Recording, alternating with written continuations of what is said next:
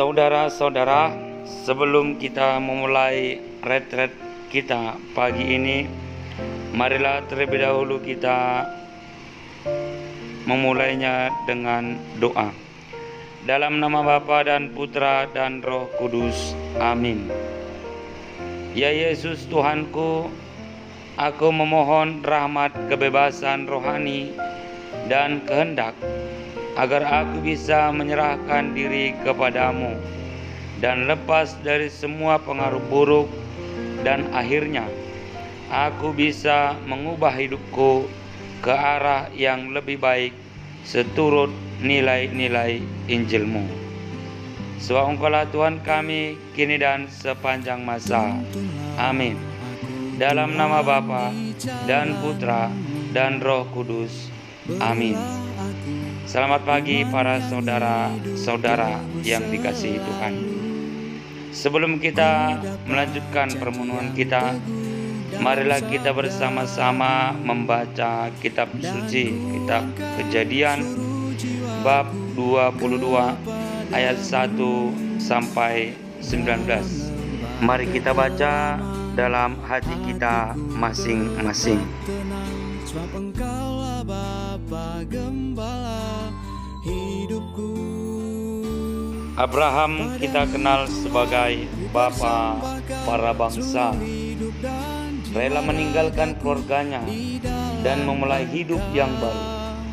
Meski ia tidak tahu pasti apa yang akan dialaminya di tempat perutusan yang baru, tapi ia tidak meragukan apa yang telah dijanjikan oleh Allah kepadanya.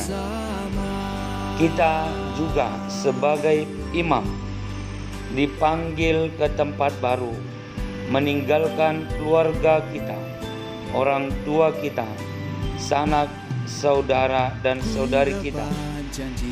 Memang tidak mungkin kita akan pisah total dengan mereka, tapi hendaknya kita juga tidak terikat total, sehingga kita bisa lepas bebas dalam peziarahan kita bersama dengan Bapa.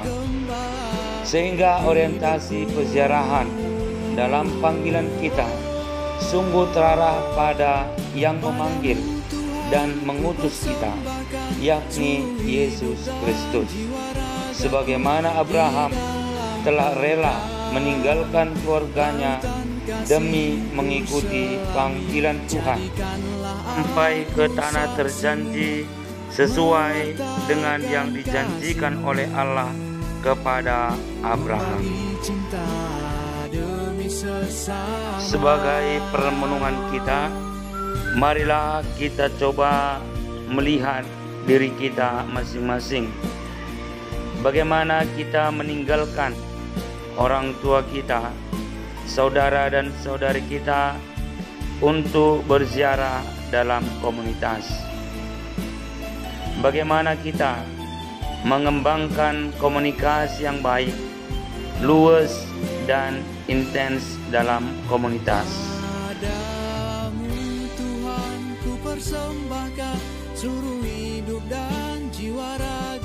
Marilah kita merenungkannya secara pribadi dalam keheningan kita masing-masing. Untuk itu, sebelumnya marilah kita berdoa. Dalam nama Bapa dan Putra dan Roh Kudus. Amin.